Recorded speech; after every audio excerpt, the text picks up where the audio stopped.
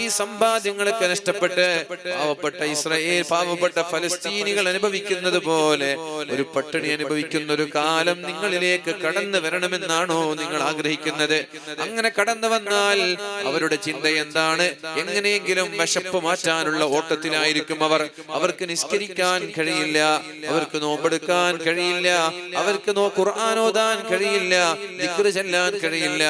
എങ്ങനെയെങ്കിലും പട്ടിണി മാറ്റാനുള്ള തത്രപ്പാടിലും എങ്ങനെയെങ്കിലും വിശപ്പ് മാറ്റണമെന്നുള്ള ചിന്തയുമാണ് പ്രിയപ്പെട്ടവരെ അവരലട്ടുക. അതുകൊണ്ട് ദാരിദ്ര്യം വരാൻ നിങ്ങൾ കാത്തിരിക്കരുത്. പിന്നെ പറഞ്ഞു, തിരക്ക് വരാനാണോ നിങ്ങൾ കാത്തിരിക്കുന്നത്? വലിയ തിരക്കുള്ളവരായി മാറാനാണോ? ഇപ്പൊ നമ്മൾ ഫ്രീ അല്ലയോ? ഈ സമയത്ത് ഇബാദത്ത് ചെയ്യൂ. സാമ്പത്തികമായ അഭിവൃദ്ധി ഉണ്ടായാൽ പിന്നെ മീറ്റിംഗ്. ഗൾഫിൽ പോകണം, അവിടെ നിന്ന് അടുത്ത രാജ്യത്തിൽ പോകണം. അപ്പോഴേക്കും നാട്ടിലുള്ള ബിസിനസ്സിൽ പ്രശ്നങ്ങളായി. ഓരോ ഷോപ്പുകളിൽ ഒരുപാട് ആ സ്റ്റാഫുകൾ യോജിച്ചു പോകുന്നില്ല. ഇങ്ങനെ മീറ്റിങ്ങുകളായി, യാത്രകളായി സാമ്പത്തികമായ അഭിവൃദ്ധി ഉണ്ടാകുമ്പോ നിങ്ങൾക്കൊരു പക്ഷേ നിങ്ങളുടെ ആരാധനകളിൽ കോൺസെൻട്രേറ്റ് ചെയ്യാൻ കഴിയില്ല. അതുകൊണ്ട് വലിയൊരു സമ്പന്നതയും പ്രതീക്ഷിക്കേണ്ട. സമ്പത്ത് അല്ലാഹു നൽകുന്നതിന് മുമ്പ് ഒഴിവ് സമയത്തെ നിങ്ങൾ ഉപയോഗപ്പെടുത്തണം.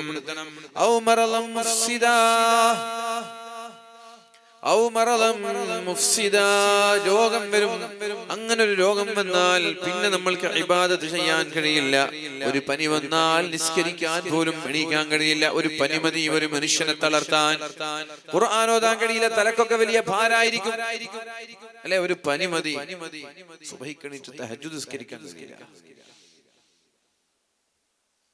ചെറിയൊരു പനി മതി, ചെറിയൊരു തലവേദന മതി, ഒരു ചെവി വേദന, എന്തെങ്കിലും ഒരു അസുഖം വന്നാൽ പ്രിയപ്പെട്ടവരെ നമ്മൾക്ക് നിസ്കരിക്കാൻ കഴിയില്ല, സുജൂദിൽ പോവാൻ കഴിയില്ല, ജമാഅത്തിൽ പങ്കെടുക്കാൻ കഴിയില്ല. അങ്ങനൊരു രോഗം വരാനാണോ നിങ്ങൾ കാത്തിരിക്കുന്നത്? അതുകൊണ്ട് ആരോഗ്യമുള്ള സമയമല്ലേ ഇത്? ഇപ്പൊ നിങ്ങൾ അമൽ ചെയ്യും. രോഗം വന്നാൽ നിങ്ങൾ പേടിക്കണ്ട. ഇപ്പൊ നിങ്ങൾ അമൽ ചെയ്താൽ രോഗം വരുമ്പോൾ അല്ലാഹു തആല അമൽ ചെയ്യാതെ തന്നെ നിങ്ങൾക്ക് പ്രതിഫലം തരും. ഇപ്പൊ നിങ്ങൾ കൃത്യമായി സുന്നത്ത് നിസ്കരിക്കുന്നവരാണെങ്കിൽ സുബഹിയുടെ മുമ്പ് 2 ദുഹാ നിസ്കാരം, ളുഹറിന്റെ മുമ്പ് 4, ശേഷം 2, മഗ്രിബ് നിസ്കാരത്തിന്റെ ശേഷം 2, ഇശാഇന്റെ ശേഷം 2, 3 നിസ്കാരം, 3 റക്അത്ത് വിത്ർ. ഈ സുന്നത്തുകളെല്ലാം ഈ ആരോഗ്യമുള്ള സമയത്ത് നിസ്കരിക്കുന്നവരാണെങ്കിൽ പ്രിയപ്പെട്ടവരെ, നിങ്ങൾക്കൊരു രോഗം വന്നാൽ നിങ്ങൾ തഹജ്ജുദ് നിസ്കരിച്ചില്ലെങ്കിലും നിസ്കരിക്കാതെ തന്നെ അല്ലാഹു നമ്മൾക്ക് പ്രതിഫലം തരും. ശ്രദ്ധിക്കണം. ഇപ്പൊ നമ്മൾ തഹജ്ജുദ് നിസ്കരിക്കുന്നുണ്ട്. 5:40 ബാങ്കെങ്കിൽ ഒരു 5:15 ആകുമ്പോൾ നമ്മൾ ഉണർന്നിട്ട് നമ്മൾ 2 റക്അത്ത് തഹജ്ജുദ് നിസ്കരിക്കാറുണ്ട്. സുബഹി ബാങ്ക് വിളിക്കുമ്പോൾ സുബഹിയുടെ മുമ്പുള്ള 2 റക്അത്ത് സുന്നത്ത് നിസ്കരിക്കാറുണ്ട്. ഇതൊക്കെ ഒരു മനുഷ്യന്റെ, ഒരു സാധാരണക്കാരനായ മനുഷ്യന്റെ നിസ്കാരത്തിൽ ഉണ്ടാവേണ്ട സുന്നത്തുകളാണ് ഞാൻ പറയുന്നത്. എല്ലാ ദിവസവും ഉണ്ടാവേണ്ട സുന്നത്താണ് ഞാൻ പറയുന്നത്. അത് കഴിഞ്ഞാൽ ളുഹാ നിസ്കാരം ഒരു 4 റക്അത്ത്, അത് കഴിഞ്ഞാൽ ളുഹറിന്റെ മുമ്പ് 4, ളുഹറിന്റെ ശേഷം 2, അത് കഴിഞ്ഞാൽ മഗ്രിബിന്റെ ശേഷം 2, ഇശാഇന്റെ ശേഷം 2, അത് കഴിഞ്ഞാൽ ഒരു 3 റക്അത്ത് വിത്ർ. ഇതാണ് ഒരു നോർമൽ ഇബാദത്ത്. വലിയ ഇബാദത്ത് അല്ല ഇത്, നോർമൽ ഇബാദത്താണ്. ഈ ഇബാദത്ത്, ഈ സുന്നത്ത് നിസ്കാരങ്ങൾ നമ്മുടെ ജീവിതത്തിൽ നമ്മൾ പതിവാക്കിയാൽ ഒരു രോഗം വരുമ്പോൾ തഹജ്ജുദ് നിസ്കരിച്ചില്ല, ളുഹാ നിസ്കരിച്ചില്ല, സുന്നത്ത് നിസ്കരിച്ചില്ല, ഫർള് മാത്രം നിസ്കരിച്ച് നമ്മൾ കിടന്നുറങ്ങുകയാണെങ്കിൽ അല്ലാഹു തആല നിസ്കരിക്കാതെ തന്നെ പ്രതിഫലം തരും. നിങ്ങളുടെ ആരോഗ്യം ഉണ്ടാകുമ്പോ നിസ്കരിച്ചിട്ടുണ്ടോ എങ്കിൽ രോഗമില്ലാതിരിക്കുമ്പോ നിസ്കരിച്ചില്ലേലും അല്ലാഹു പ്രതിഫലം തരുമെന്ന് മുഹമ്മദുർ റസൂലുള്ളാഹ്. വാർദ്ധക്യമുണ്ടായി, വയസ്സായി, വൃദ്ധനായി ഒരാൾ. ആ വൃദ്ധനായപ്പോൾ അയാൾക്ക് എണീക്കാൻ കഴിയുന്നില്ല, നടക്കാൻ കഴിയുന്നില്ല, കസേരയിൽ ഇരുന്നിട്ട് എങ്ങനെയെങ്കിലും കഷ്ടപ്പെട്ടിട്ട് ഫർള് നിസ്കരിക്കാമെന്നല്ലാതെ തഹജ്ജുദോ മറ്റുള്ള സുന്നത്തോ നിസ്കരിക്കാൻ കഴിയാത്തൊരു സാഹചര്യം വന്നാൽ അള്ളാഹു നോക്കുന്നത് നീ വൃദ്ധനാകുന്നതിന് മുമ്പ് സുന്നത്തുകളൊക്കെ നിസ്കരിച്ചിട്ടുണ്ടോ? നിസ്കരിച്ചിട്ടുണ്ടെങ്കിൽ ആ നിസ്കാരങ്ങളൊക്കെ അള്ളാഹു നിന്റെ വാർദ്ധക്യത്തിലേക്ക് ഡൈവേർട്ട് ചെയ്യും പ്രിയപ്പെട്ടവരെ. അതുകൊണ്ട് ആരോഗ്യമുള്ള സമയം നിസ്കരിക്കാൻ, സുന്നത്ത് നിസ്കരിക്കാൻ നമ്മൾ ഉപയോഗപ്പെടുത്തണം. അല്ലാഹു റബ്ബ് സുബ്ഹാനഹു വ തആല നാളെ മഹ്ശറയിൽ ആദ്യമായി ചോദിക്കുന്നത് നിസ്കാരത്തെ കുറിച്ചാണ്.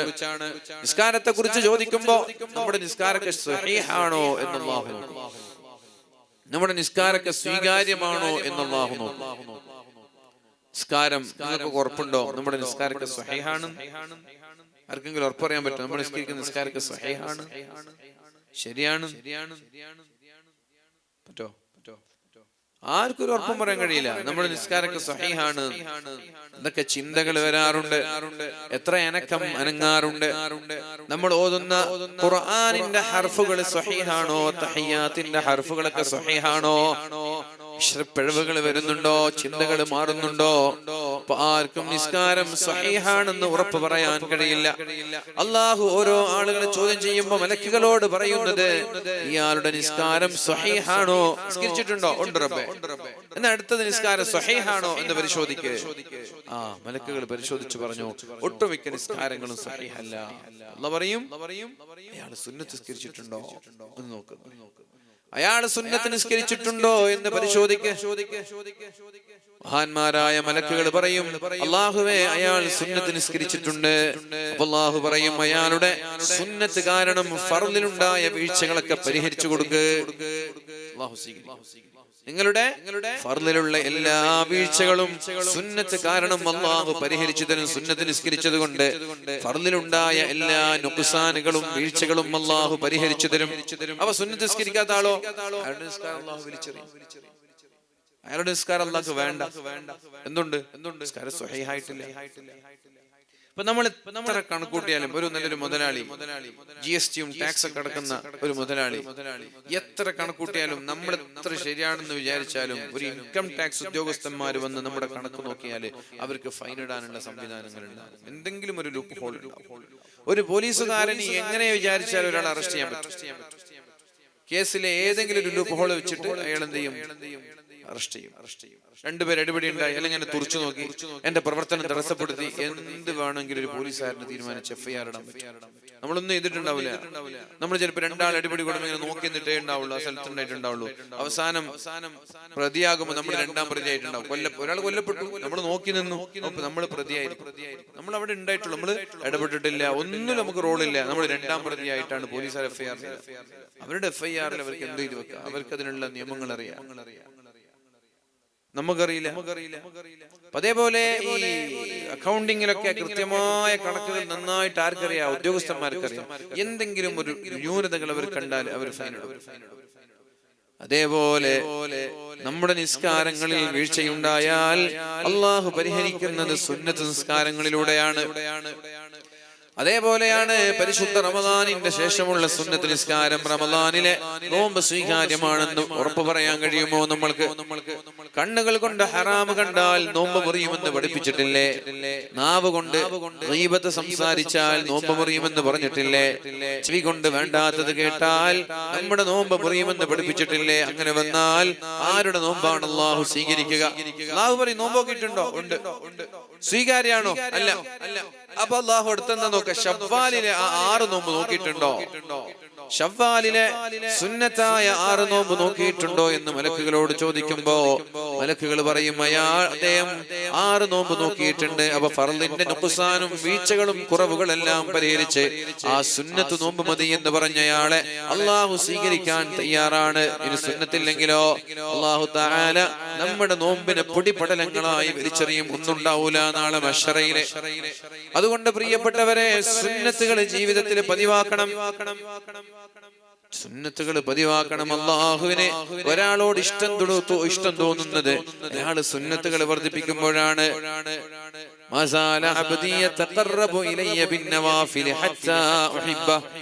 നിങ്ങൾ സുന്നത്തുകൾ വർദ്ധിപ്പിച്ചാൽ എനിക്ക് നിങ്ങളോട് ഇഷ്ടം തോന്നുമെന്ന് അല്ലാഹുവിന്റെ ഹബീബായ നിമിത്തങ്ങളിലൂടെ അല്ലാഹു നമ്മളോട് പഠിപ്പിക്കുന്നുണ്ട്. സുന്നത്ത് എന്ന് പറഞ്ഞാൽ ഒരാൾ കടം കൊടുക്കുന്നത് പോലെ ഒരു 10,000 രൂപ കടം കൊടുത്തു. ഫെബ്രുവരി 1 തിരിച്ചു തരണമെന്ന് പറഞ്ഞിട്ടാണ് ഒരു 10,000 രൂപ കടം കൊടുത്തത്.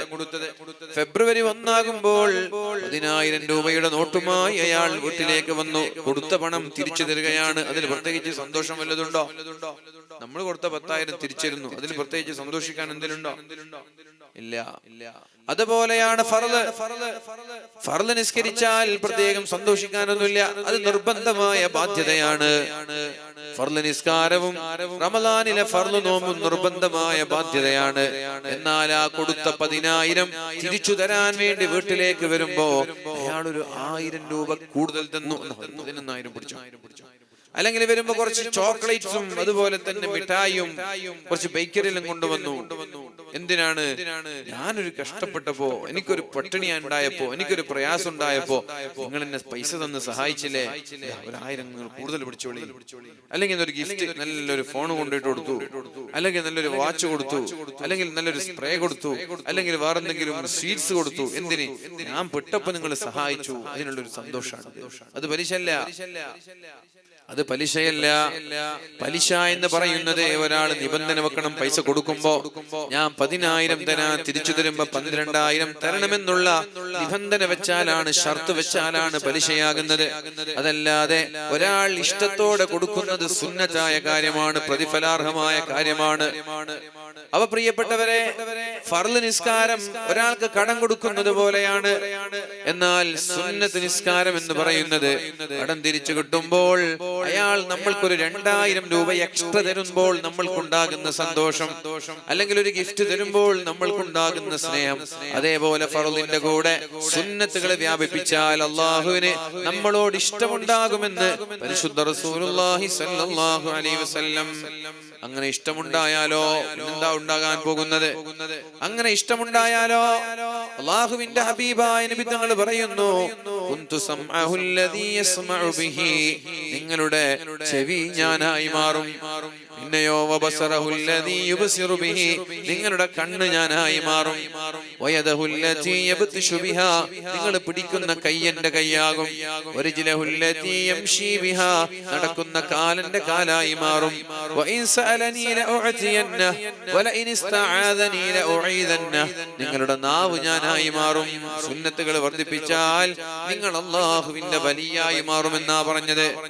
നടന്നു പോകുമ്പോൾ നിങ്ങളുടെ വീടിന്റെ തൊഴുത്തിൽ ആലയിലുള്ള പശുക്കൾ സംസാരിക്കുന്നത് നിങ്ങളുടെ മുറിയിലിരുന്ന് കേൾക്കാൻ കഴിയും. നിങ്ങൾക്ക് നിങ്ങളുടെ ചെവി അല്ലാഹുവിന്റെ ചെവിയായി മാറിയാൽ.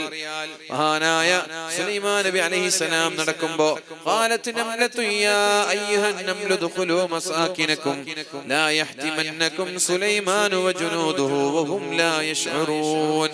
സുലൈമാൻ നബി നടക്കുമ്പോഴല്ലേ ഉറുമ്പുകൾ പറഞ്ഞത്, വേഗം മാളത്തിൽ ഒളിച്ചോളൂ, സുലൈമാന്റെ പട്ടാളക്കാർ ചവിട്ടി മതിക്കാൻ, ചവച്ചരക്കാനുള്ള സാധ്യതയുണ്ട്, കൊണ്ട് വേഗം മാളത്തിൽ ഒളിച്ചോളൂ. ഇത് കേട്ടു ആര്? സുലൈമാൻ നബി കേട്ടു. സുലൈമാൻ നബി സുലൈമാൻ നബി ചിരിക്കുകയാ ചെയ്തത്. എന്തുകൊണ്ട്? ഉറുമ്പിന്റെ സംസാരം സുലൈമാൻ നബി കേട്ടു. സുലൈമാൻ നബിയുടെ ചെവി അല്ലാഹുവിന്റെ ചെവിയായി മാറി. നമ്മുടെ ആലയിലുള്ള തൊഴുത്തിലുള്ള പശുക്കിടാങ്ങൾ സംസാരിക്കുന്നത് മുറിയിലിരുന്ന് നിങ്ങൾക്ക് കേൾക്കാൻ കഴിയും. ഈ ചെവി അല്ലാഹുവിന്റെ ചെവിയായി മാറിയാൽ നിങ്ങളുടെ വീടിന്റെ ചുമരുകളിൽ ചലിക്കുന്ന പല്ലികൾ, അതിന്റെ സംസാരം നിങ്ങൾക്ക് കേൾക്കാൻ കഴിയും. നമ്മുടെ ചെവി അല്ലാഹുവിന്റെ ചെവിയായി മാറിയാൽ, അതേപോലെ ഹബീബായ നബി തങ്ങളുടെ കയ്യിൽ കിടന്നിട്ട് ചരൽക്കല്ലുകൾ തസ്ബീഹ് ചൊല്ലിയിട്ടുണ്ട്. നബി തങ്ങളെ ചരൽക്കല്ലുകൾ തസ്ബീഹ് ചൊല്ലുന്നത് കേട്ടിട്ടുണ്ട്.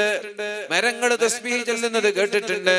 മാൻപേടകൾ അല്ലാഹുവിന്റെ ഹബീബിനോട് പരാതി പറഞ്ഞിട്ടുണ്ട്. നബി തങ്ങളുടെ മുമ്പിൽ വന്ന് കരഞ്ഞിട്ടുണ്ട്. ഒട്ടകം എന്ന് നമ്മൾ പാടാറുണ്ടല്ലോ. ഹബീബായ നബി തങ്ങളുടെ മുന്നിൽ വന്നിട്ട് മാൻപേടകൾ കരഞ്ഞിട്ടുണ്ട്, ഒട്ടകങ്ങൾ പരാതി പറഞ്ഞിട്ടുണ്ട്. എന്തുകൊണ്ടാണ് ഹബീബായ നബി തങ്ങൾക്ക് മൃഗങ്ങളുടെ സംസാരം കേൾക്കാൻ കഴിഞ്ഞത്, തിരിച്ചറിയാൻ കഴിഞ്ഞത്? ഹുദ്ഹുദിന്റെ സംസാരം മഹാനായ സുലൈമാൻ നബിക്ക് കേൾക്കാനുള്ള കാരണം എന്തെന്നറിയോ? അവരുടെ ചെവി അല്ലാഹുവിന്റെ ചെവിയായി മാറി എന്നുള്ളതാണ്. നിങ്ങളും അതേപോലെ സുന്നത്തുകൾ വ്യാപകമായി വർദ്ധിപ്പിച്ചാൽ, സുന്നത്തിന്റെ അഡിക്ഷനുള്ള ആളായാൽ, സുന്നത്ത് നിരന്തരമായി ചെയ്യുന്ന ആളായാൽ നിങ്ങളുടെ ചെവിക്ക് അല്ലാഹു തആല അതുപോലെ ഒരു പവർ തരുമെന്നാണ് ഹദീസ് പറയുന്നത്. നിങ്ങളുടെ കണ്ണുകൾ എന്റെ കണ്ണായി മാറും, ഇത് അള്ളാന്റെ കണ്ണായി മാറും. അപ്പോഴാണ് കുപ്പിക്കകത്തുള്ള വസ്തുവിനെ പോലെ കാണാൻ ഞാൻ നിങ്ങളെ കൽബകം എന്നോവർ. വെറുതെ അങ്ങ് പാടുന്നതല്ല പ്രിയപ്പെട്ടവരെ. നമ്മുടെ കണ്ണ് അല്ലാഹുവിന്റെ കണ്ണായി മാറിയാൽ ഇവിടെ ഇരിക്കുന്ന നിങ്ങളുടെ കൽബ് വായിക്കാൻ എനിക്ക് കഴിയില്ലയോ? നിങ്ങളുടെ കൽബിലുള്ള ചിന്തകൾ കാണാൻ എനിക്ക് കഴിയില്ലയോ? ഇതൊക്കെ കഴിയുന്ന നബി തങ്ങൾ പറയുന്നത്, ഞാൻ സുന്നത്തുകൾ വ്യാപകമായി ചെയ്താൽ, സുന്നത്തുകൾ ഒഴിവാക്കാതെ ഓരോ സുന്നത്തുകളും ജീവിതത്തിൽ പകർത്തിയാൽ എന്റെ കണ്ണ് അല്ലാഹുവിന്റെ കണ്ണായി മാറും. വളരെ ചുരുങ്ങിയ രീതിയിൽ ഒരു ദിവസത്തെ റൂട്ടീൻ ഞാൻ നിങ്ങൾക്ക് പറഞ്ഞു തരട്ടെയോ?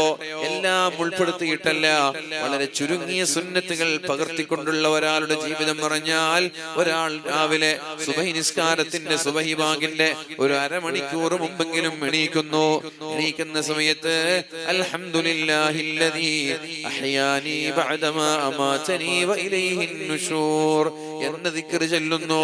എന്നിട്ട് അയാൾ എണീറ്റിരിക്കുന്നു, നേരെ ഇടത് കാല് വെച്ച് വാഷ്റൂമിൽ പോകുന്നു. അല്ലാഹുമ്മ ഇന്നി അഊദു ബിക മിനൽ ഖുബ്സി വൽ ഖബായിസ് മൂത്രമൊഴിച്ച് മനോഹരിച്ചാൽ അല്ലാഹുമ്മ തഹ്ഹിർ ഖൽബി മിനൻ നിഫാഖി. എന്നിട്ട് തിരിച്ച് വലത് കാല് വെച്ച് നമ്മൾ തിരിച്ചു വരുന്നു. കയ്യിലുണ്ടാകുന്ന വുളൂഇന്റെ വെള്ളം കൊണ്ട് ഭാര്യയുടെ മുഖത്തേക്ക് കുടയുന്നു. എന്നിട്ട് ഭാര്യയെ തഹജ്ജുദ് നിസ്കരിപ്പിക്കാൻ എണീക്കുന്നു. രണ്ടുപേരും തഹജ്ജുദ് നിസ്കരിക്കുന്നു. എന്നിട്ട് രണ്ടുപേരും ഒന്നിച്ച് ദുആ ചെയ്യുന്നു. രണ്ടുപേരും സുബഹി ബാങ്ക് കൊടുക്കുന്നത് വരെ ഖുർആൻ ഓതുന്നു. സുബഹി ബാങ്ക് കൊടുത്താൽ പ്രിയപ്പെട്ടവരെ, അതിനുശേഷമുള്ള ദുആവും അതിന്റെ ജവാബും എല്ലാം ചൊല്ലിയിട്ട് സുബഹിന്റെ മുമ്പുള്ള 2 റക്അത്ത് സുന്നത്ത് നിസ്കാരം വീട്ടിൽ വെച്ച് നിസ്കരിക്കുന്നു പുരുഷന്മാരെ. ആ സുന്നത്ത് നിസ്കാരം കഴിഞ്ഞാൽ അയാൾ വസ്ത്രം ധരിക്കുന്നു. വസ്ത്രം ധരിക്കുമ്പോൾ വസ്ത്രത്തിന്റെ ദിക്ർ, വസ്ത്രം ചെല്ലുമ്പോഴുള്ള ദിക്ർ. എന്നിട്ട് അയാൾ പള്ളിയിലേക്ക് വേണ്ടി പുറത്തിറങ്ങുകയാണ്. വീടിൽ നിന്നിറങ്ങുമ്പോൾ ചൊല്ലേണ്ട ദിക്ർ ബിസ്മില്ലാഹി തവക്കൽതു അലല്ലാഹ് ലാ ഹൗല വലാ ഖുവത ഇല്ലാ ബില്ലാഹ് എന്നിങ്ങനെയുള്ള ദിക്ർ ചൊല്ലി വാഹനത്തിൽ കയറുകയാണെങ്കിൽ വാഹനത്തിന്റെ ദിക്ർ, അല്ലെങ്കിൽ നടന്നു പോവലാണ് സുന്നത്ത്, നടന്നു പോകുമ്പോൾ അയാളുടെ പാപങ്ങളൊക്കെ പൊറുക്കപ്പെടുന്നു. എന്നിട്ട് അയാൾ പള്ളിയിലേക്ക് കയറുമ്പോ വലത് കാല് വെച്ച് അല്ലാഹുമ്മ അഫ്തഹ് ലി അബ്വാബ റഹ്മതിക എന്ന് ചൊല്ലി പള്ളിയിൽ കയറുന്നു.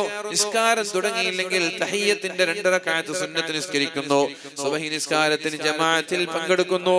ഇമാമിന്റെ കൂടെ തക്ബീറത്തുൽ ഇഹ്റാം ചൊല്ലുന്നു. ആമീൻ ഉറക്കെ പറയുന്നു. നിസ്കാരം ശ്രദ്ധിക്കുന്നു. നിസ്കാരം കഴിഞ്ഞാൽ ഇമാമിന്റെ ദുആ കഴിയുന്നത് വരെ അവിടെ ഇരിക്കുന്നു. സൂര്യൻ ഉദിക്കുന്നത് വരെ ദിക്ർ ചൊല്ലുന്നു, ഖുർആൻ ഓതുന്നു. സൂര്യൻ ഉദിച്ചു കഴിഞ്ഞാൽ 4 റക്അത്ത് ദുഹാ നിസ്കരിക്കുന്നു. പിന്നെ അയാൾ ജോലിക്ക് പോകുന്നു. ജോലിക്കുള്ള പ്രിപ്പറേഷനിലാണ്. തിരിച്ചു വീട്ടിലേക്ക് കയറുമ്പോൾ വലത് കാല് വെച്ച് വീട്ടിലേക്ക് കയറുന്നു. അല്ലാഹുമ്മ ഇന്നി അസ്അലുക ഖൈറൽ മൗലജി വ ഖൈറൽ മഖ്റജി. ഭക്ഷണം കഴിക്കുമ്പോൾ ബിസ്മില്ലാഹ് ചൊല്ലുന്നു. കഴിച്ചു കഴിഞ്ഞാൽ അൽഹംദുലില്ലാഹ് ചൊല്ലുന്നു. ഭക്ഷണം കഴിക്കുമ്പോൾ ഭക്ഷണത്തിലേക്ക് നോക്കുന്നു. അല്പാൽപമായി കുടിക്കുകയും കഴിക്കുകയും ചെയ്യുന്നു. ഈ ഒരു രീതിയിൽ ഭക്ഷണം കൂടി കഴിച്ച് അയാൾ കുളിച്ച് ജോലിക്ക് പോവുകയാണ്.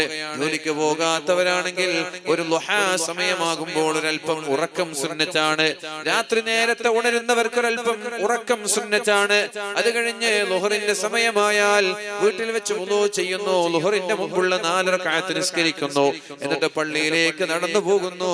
ജമാഅത്തായി നിസ്കരിക്കുന്നു. ജമാഅത്ത് കഴിഞ്ഞാൽ ഇടത് കാല് വെച്ച് പുറത്തു വന്നിട്ട് വീട്ടിലേക്ക് കയറുന്നു. വലത് കാല് വെച്ച് അല്ലാഹുമ്മ ഇന്നി അസ്അലുക ഖൈറൽ മൗലജി എന്ന് ചൊല്ലി ളുഹറിന്റെ ശേഷമുള്ള 2 റക്അത്ത് വീട്ടിൽ വെച്ച് നിസ്കരിക്കുന്നു. പ്രിയപ്പെട്ടവരെ, അത് കഴിഞ്ഞാൽ അസ്ർ, അത് കഴിഞ്ഞാൽ മഗ്രിബ് കഴിഞ്ഞ് വീട്ടിലേക്ക് വന്ന് 2 റക്അത്ത് സുന്നത്ത് നിസ്കരിച്ച് പ്രിയപ്പെട്ടവരെ ഇശാഇന്റെ സമയം വരെ സൂറത്തുൽ മുൽക്ക്, സൂറത്തുൽ വാഖിയ, സൂറത്തു യാസീൻ ദിവസവും പാരായണം ചെയ്യുന്ന ഖുർആനിന്റെ ഖത്മിന്റെ ഒരൽപ്പം ഭാഗം ഓതിയിട്ട് പ്രിയപ്പെട്ടവരെ ഇശാഇന്റെ സമയമായാൽ വുളൂ ചെയ്ത് ഇശാഇന്റെ മുമ്പുള്ള സുന്നത്ത് നിസ്കരിച്ച് പള്ളിയിൽ പോകുന്നു. പള്ളിയിലെത്തി ജമാഅത്ത് കഴിഞ്ഞ് തിരിച്ചു വീട്ടിലേക്ക് വരുന്നു. വലത് കാല് വെക്കേണ്ടിടത്ത് വലത് കാല്, ഇടത് കാല് വെക്കേണ്ടിടത്ത് ഇടത് കാല്.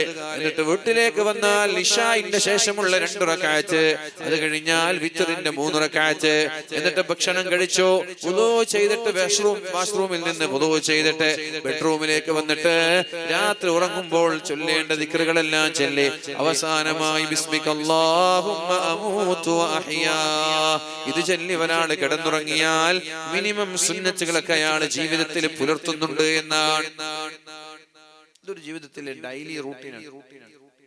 ചെറിയ എല്ലാം വിപുലമായ ഒരു ദിവസത്തിന്റെ കഥയല്ല, ചുരുങ്ങിയ സമയം കൊണ്ട് ഞാൻ പറഞ്ഞു നിർത്താം.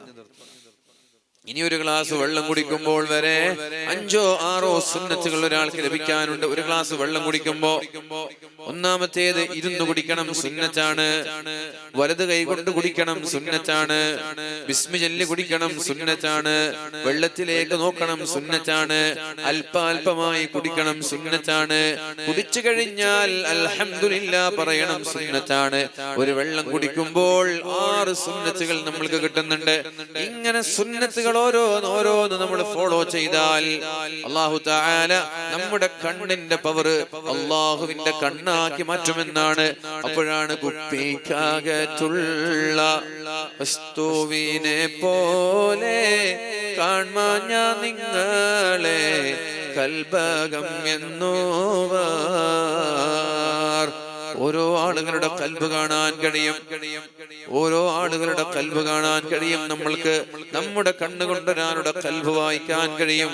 ഈ കണ്ണ് അള്ളാഹുവിന്റെ കണ്ണായി മാറിയാൽ, ഈ കണ്ണ് റബ്ബിന്റെ കണ്ണായി മാറിയാൽ, പുറകിലൂടെ കടന്നു വന്ന് അറ്റാക്ക് ചെയ്യാൻ ശ്രമിക്കുന്ന ആയുധധാരികളായ ആളുകളുടെ കുൽസിത ശ്രമങ്ങളെ നമ്മുടെ കണ്ണുകൊണ്ട് കാണാനും കൈകൊണ്ട് തടയാനും കഴിയും. നമ്മുടെ കണ്ണ് റബ്ബിന്റെ കണ്ണായി മാറിയാൽ. പ്രിയപ്പെട്ടവരെ, പിന്നെ പറഞ്ഞു, നിങ്ങളുടെ കൈ എന്റെ കൈയായി മാറും. ഈ കൈ റബ്ബിന്റെ കൈയായി മാറിയാൽ ക്യാൻസർ രോഗിയായ ഒരാൾ നമ്മുടെ മുന്നിലേക്ക് കടന്നു വരുമ്പോ, അയാൾ മുന്നിൽ ഇങ്ങനെ കിടക്കുമ്പോ ബിസ്മില്ലാഹിർ റഹ്മാനിർ റഹീം എന്ന് ചൊല്ലി നിനക്കൊരു രോഗവും വേണ്ട, അള്ളാഹു നിനക്ക് ശിഫ തരട്ടെ എന്ന് പറഞ്ഞ് ക്യാൻസർ രോഗിയായ ഒരാളെ നമ്മുടെ കൈ കൊണ്ട് ഇങ്ങനെ തടവി കൊടുത്താൽ ആ ക്യാൻസർ രോഗത്തിന് ശിഫ ലഭിക്കും. നമ്മുടെ കൈ അള്ളാഹുവിന്റെ കൈയായി മാറിയാൽ الأكمه والأبرص اللهم وأحيي الموتى بإذن الله. മഹാനായ ഈസാ നബി അലൈഹിസ്സലാം പറയുന്നത്, കണ്ണുപൊട്ടന്മാർക്ക് ഞാൻ കാഴ്ച കൊടുക്കും, വെള്ളപ്പാണ്ടുകാർക്ക് ഞാൻ ശിഫ നൽകും, മരിച്ചുപോയ ആളുകളെ ഞാൻ ജീവിപ്പിക്കും. ഇതെല്ലാം എങ്ങനെ? ബിഇദ്നില്ലാഹ്. നാവ് റബ്ബിന്റെ നാവാകണം, കൈ റബ്ബിന്റെ കൈയാകണം, കണ്ണ് റബ്ബിന്റെ കണ്ണാകണം. അതേപോലെ നമ്മുടെ കയ്യ് റബ്ബിന്റെ കൈയായാൽ, പ്രിയപ്പെട്ടവരെ, ഒരു രോഗത്തിനും തടവി കൊടുത്താൽ അല്ലാഹു ശിഫ തരും. നമ്മൾക്ക് കാല് റബ്ബിന്റെ കാലായാൽ, ഈ കാല് കൊണ്ട് പ്രിയപ്പെട്ടവരെ, ഈ ബോളന്തൂറിൽ നിന്ന് നമ്മൾക്ക് അടുത്ത സ്റ്റെപ്പ് മക്കത്ത് കൊണ്ടുപോയി വെക്കാൻ പറ്റും. ഈ കാല് റബ്ബിന്റെ കാലാവണം. നിങ്ങൾ നടക്കുന്ന കാല് എന്റെ കാലായി മാറും. ഇത് വളരെ സ്വഹീഹായ ഹദീസല്ലയോ പ്രിയപ്പെട്ടവരെ? മഹാനായ ഇമാം ബുഖാരി തങ്ങൾ റിപ്പോർട്ട് ചെയ്യുന്ന ഹദീസാണിത്. ബുഖാരി ഇമാം പരിശുദ്ധ ഖുർആൻ കഴിഞ്ഞാൽ സ്വീകാര്യമായ മറ്റൊരു ഗ്രന്ഥം വേറെയുണ്ടോ? ബുഖാരി ഇമാമിന്റെ സ്വഹീഹുൽ ബുഖാരിയേക്കാൾ ആ ബുഖാരിയിലെ ഹദീസാണിത്. നിങ്ങളുടെ കാലിന്റെ കാലായി മാറും. അതുകൊണ്ട് നിങ്ങൾക്ക് എത്ര ദൂരത്തേക്കും സെക്കൻഡുകൾ കൊണ്ട് നടന്നു പോകാൻ കഴിയും നിങ്ങളുടെ കാലുകൊണ്ട്. പിന്നെ പറഞ്ഞു, നിങ്ങളുടെ നാവന്റെ നാവായി മാറും. മഴ വരണമെന്ന് പറഞ്ഞാൽ മഴ വരും, മഴ വേണ്ട എന്ന് പറഞ്ഞാൽ മഴ വരൂല. പ്രിയപ്പെട്ടവരെ, മഹാന്മാരായ സ്വഹാബാക്കളുടെ കാലത്ത്, സ്വഹാബാക്കളുടെ കാലം കഴിഞ്ഞു. ഹബീബായ നബി തങ്ങളുടെ മദീന പള്ളിയില് എല്ലാവരും ഒരുമിച്ച് കൂടി, സ്വഹാബാക്കളുണ്ട്, താബിഈങ്ങളുണ്ട്. മഴയ്ക്ക് വേണ്ടി ഇങ്ങനെ ദുആ ചെയ്തു. നബി തങ്ങളുടെ പള്ളിയുടെ മുന്നിൽ വന്ന് മഴയ്ക്ക് വേണ്ടി ദുആ ചെയ്തപ്പോ അല്ലാഹു തആല മഴയ്ക്ക് ഉത്തരം നൽകിയില്ല, അവർക്ക് മഴ കിട്ടിയില്ല. അന്ന് രാത്രി പ്രിയപ്പെട്ടവരെ, എല്ലാവരും കിടന്നുറങ്ങുന്ന സമയത്ത് മദീന പള്ളിയിലേക്ക് ഒരാൾ വരികയാണ്. ഒരു കറുത്ത മനുഷ്യന് കയ്യിലൊരു ഭാണ്ഡമുണ്ട്. ഒരു കറുത്ത വർഗക്കാരനാണ്. കാണുമ്പോൾ ഒരു യാചകന്റെ കോലമാണ് അയാൾക്കുള്ളത്. അയാൾ 2 റക്അത്ത് നിസ്കരിച്ചുകൊണ്ട് റബ്ബിനോട് പറയാണ്, അല്ലാഹുവേ, നിന്റെ മദീനയിൽ ഹബീബിന്റെ നാട്ടുകാര് നിന്നോട് മഴ ചോദിച്ച് നീ കൊടുത്തില്ല അല്ലേ? ചോനെ, നീ കൊടുക്കണം. അല്ലാഹുവേ, നീ മഴ കൊടുക്കണം. നിന്റെ ഹബീബിന്റെ നാട്ടുകാർ മഴ ചോദിച്ച് നീ മഴ കൊടുത്തില്ല അല്ലേ? അതുകൊണ്ട് പടച്ചോനെ, ഇത് ഞാനാ ചോദിക്കുന്നത്, നീ മഴ കൊടുക്കണമെന്ന് 2 റക്അത്ത് നിസ്കാരത്തിന്റെ ശേഷം അയാൾ ദുആ ചെയ്തു. ആ ദുആ ചെയ്ത് കൈ താഴേക്ക് വെക്കുമ്പോൾ ശക്തമായ ഇടിനാദങ്ങളുമായി മിന്നലുമായി ഓരിച്ചൊരിയുന്ന മഴയുണ്ട്. മഴയുണ്ടായി. ആളുകൾ സുബഹിക്ക് പള്ളിയിലേക്ക് വന്നതുപോലും അവരുടെ വസ്ത്രം ഉയർത്തിപ്പിടിച്ചിട്ടാണ്, വെള്ളം തളം കെട്ടി നിൽക്കുന്നത് കാരണത്താൽ. പ്രിയപ്പെട്ടവരെ, അയാൾ ആരാണെന്നറിയില്ല. ബാങ്ക് വിളിക്കുമ്പോൾ ഒരൽപ്പം മാറി നിന്നിട്ട് അയാൾ ഇപ്പൊ വന്നതുപോലെ നിസ്കരിക്കാൻ തുടങ്ങി, സുന്നത്ത് നിസ്കാരം നിസ്കരിക്കാൻ തുടങ്ങി. നിസ്കാരം കഴിയുമ്പോൾ അദ്ദേഹത്തിന്റെ പിന്നാലെ ഒളിഞ്ഞു നിന്നൊരു താബിഈങ്ങളിൽപ്പെട്ട ഒരാൾ അയാളുടെ പിന്നാലെ പോയി ഏത് വീട്ടിലേക്കാ പോകുന്നതെന്നറിയാൻ. പിറ്റേ ദിവസം രാത്രി വന്നപ്പോ വീണ്ടും അയാൾ നിസ്കരിക്കാൻ വരുന്നുണ്ട് ഈ പാണ്ഡവുമായിട്ട്. അങ്ങനെ രണ്ടാമത്തെ ദിവസവും മൂന്നാമത്തെ ദിവസവും അയാൾ ഉണ്ടായി. അങ്ങനെ നോട്ട് ചെയ്ത് വെച്ച വീട്ടിലേക്ക് പോയിട്ട്, നിങ്ങൾ അള്ളാഹുവിനോട് ദുആ ചെയ്തല്ലോ മഴയ്ക്ക് വേണ്ടി, ആ സമയത്ത് ഞാൻ നിങ്ങളുടെ പിന്നാലെ ഉണ്ടായിരുന്നു എന്ന് പറയുമ്പോ അയാളാകെ ദേഷ്യപ്പെടുകയാണ്. അയാളുടെ സ്വഭാവമാകെ മാറുകയാണ്. ഇയാൾ ആരാണെന്നറിയോ? ഒരു ചെരുപ്പ് കുത്തിയായ മനുഷ്യനാണ്. അദ്ദേഹം ഇങ്ങനെ വീട്ടിലിരുന്ന് ചെരുപ്പ് കുത്തുകയാണ്. ദുആഇന് ഇജാബത്ത് കിട്ടാൻ ഷോൾഡറിൽ പച്ചത്തട്ടം ആവശ്യമില്ല, താടി രോമങ്ങൾക്ക് നരബാധിക്കണമെന്നില്ല, നീണ്ട താടി വേണമെന്നില്ല, വെള്ള വസ്ത്രം ആവശ്യമില്ല, കയ്യിൽ ഒരുപാട് ജപമാലയുടെ ആവശ്യമില്ല. ദുആ സ്വീകരിക്കണം.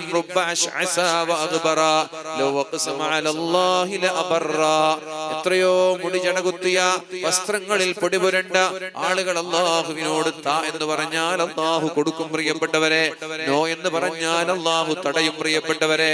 അതിൽപ്പെട്ട ഒരാളാണ് ഡ്രസ്സൊക്കെ പൊടി പുരണ്ട് വൃത്തിയില്ലാത്ത, മുടിയെല്ലാം ജടകുത്തിയ, ചെരുപ്പ് കുത്തിയായ ഒരു മനുഷ്യന് മദീന പള്ളിയിൽ വെള്ളം ചോദിച്ചപ്പോ അള്ളാഹു മഴ കൊടുത്തത്. പിന്നെ അദ്ദേഹം വീണ്ടും തിരിച്ചു വന്നു പള്ളിയിലേക്ക്. പിറ്റേ ദിവസം രാത്രി ആ മനുഷ്യൻ അവിടെ വന്നില്ല. അങ്ങനെ നാലാമത്തെ ദിവസം വീട്ടിലേക്ക് പോയി നോക്കുമ്പോ ആ മനുഷ്യനെ അവിടെ എവിടെയും കാണാനില്ല. മദീനയുടെ പ്രാന്ത പ്രദേശങ്ങൾ മുഴുവനും അന്വേഷിച്ച് നടന്നിട്ട് ഒരു സ്ഥലത്ത് പോലും പിന്നെ അയാളെ കണ്ടുമുട്ടിയിട്ടില്ല. അതാണ് നമ്മുടെ നാവ് അള്ളാഹുവിന്റെ നാവായി മാറിയാൽ, മഴ വേണമെന്ന് പറഞ്ഞാൽ മഴ വരും, മഴ വേണ്ട എന്ന് പറഞ്ഞാൽ മഴ വരൂല.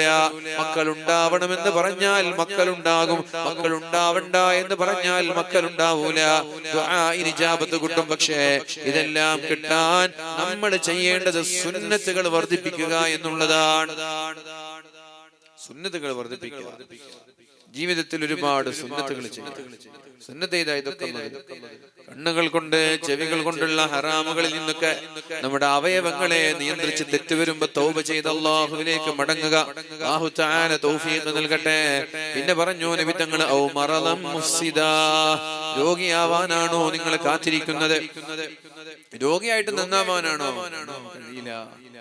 രോഗിയായാൽ, ഒരു പനി പിടിച്ചാൽ ഒരു റക്അത്ത് നിസ്കരിക്കാൻ പോലും കഴിയില്ല. ഒരു പനി പിടിച്ചാൽ തഹജ്ജുദ് നിസ്കരിക്കാൻ കഴിയില്ല, രാവിലെ എണീക്കാൻ കഴിയില്ല. വല്ലാത്ത ക്ഷീണായിരിക്കും രാവിലെ എണീക്കുമ്പോ. കാലും കൈയൊക്കെ ഇങ്ങനെ കടഞ്ഞ് കടച്ചിലുണ്ടായി. തഹജ്ജുദ് നിസ്കരിക്കാൻ പോയി, സുബ്ഹി നിസ്കാരത്തിന്റെ ഫർദ് പോലും കഴിയില്ല. അയാൾ നിസ്കാരം നിർബന്ധമില്ലേ എന്ന് വിചാരിച്ച് പെട്ടെന്ന് ബാത്റൂമിൽ പോയിട്ട് എടുത്തിട്ട് തല കുത്തിങ്ങോട്ട് മറി 2 റക്അത്ത് വേഗം ബെഡിലേക്ക് വീഴും. അതുകൊണ്ട് രോഗിയാവാൻ വേണ്ടി കാത്തിരിക്കേണ്ട, ആരോഗ്യമുള്ള സമയത്ത് വേഗം നന്മ ചെയ്തോളി. പിന്നെ പറഞ്ഞു, ഹറമം മുഫന്നിദ, ഹറമം മുഫന്നിദ, പിച്ചും പേയും പറയുന്ന വാർത്ത. വയസ്സായ ചോദിച്ചു വയസ്സന്മാരോട്,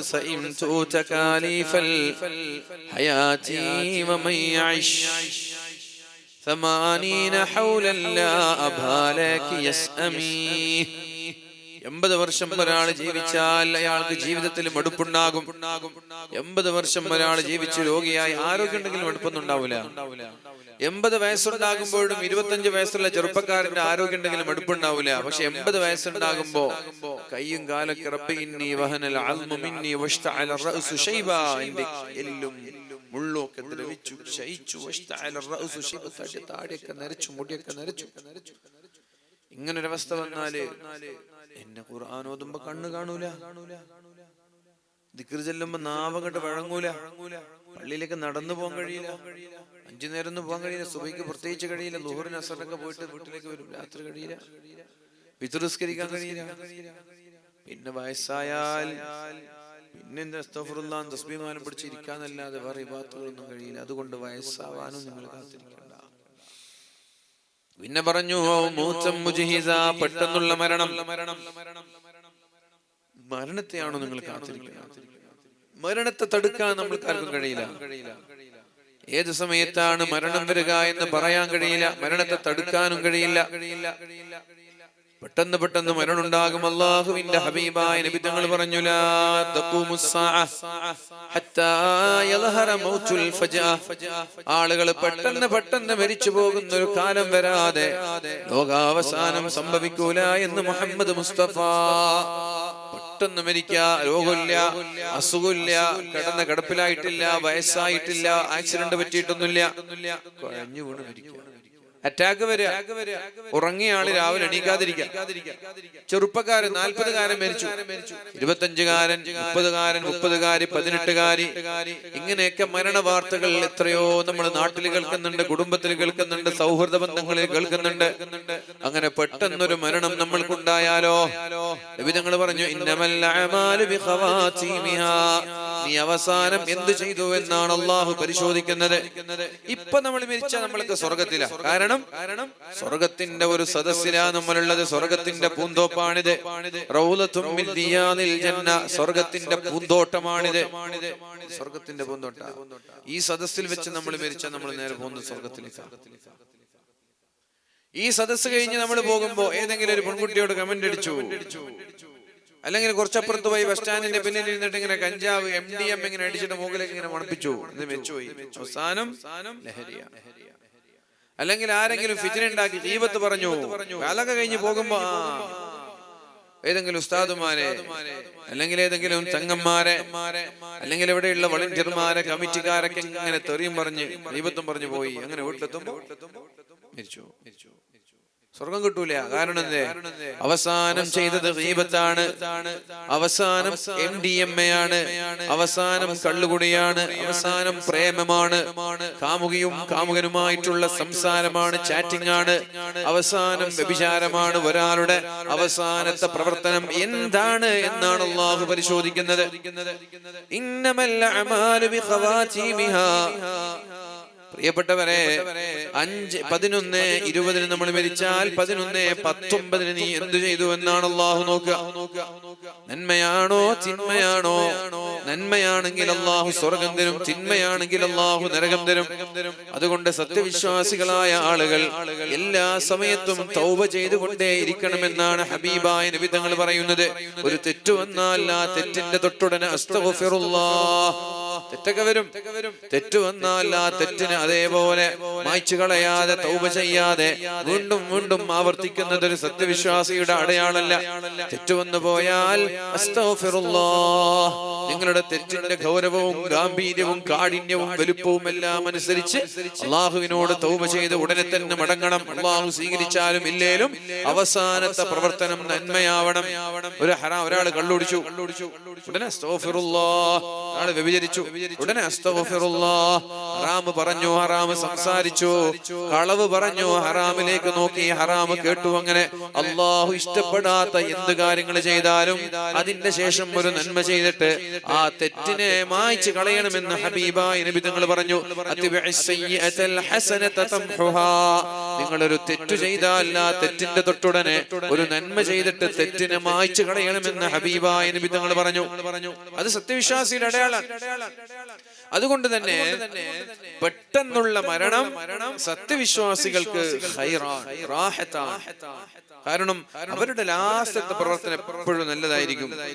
എന്നാൽ അള്ളാഹുവിൽ വിശ്വാസമില്ലാത്ത ഒരു തമ്മാടിയെ സംബന്ധിച്ചിടത്തോളം പെട്ടെന്നുള്ള മരണം അപകടമാണ്. കാരണം അയാളുടെ അവസാനത്തെ പ്രവർത്തനം MDMA ആയിരിക്കും, ലഹരിയായിരിക്കും, കഞ്ചാവായിരിക്കും, കള്ളായിരിക്കും, വ്യഭിചാരമായിരിക്കും, കാമുകിയായിട്ടുള്ള സംസാരമായിരിക്കും, വീഡിയോ കോൺഫറൻസ് ആയിരിക്കും, ചാറ്റിംഗ് ആയിരിക്കും, ലിവിംഗ് ടുഗദർ ആയിരിക്കും.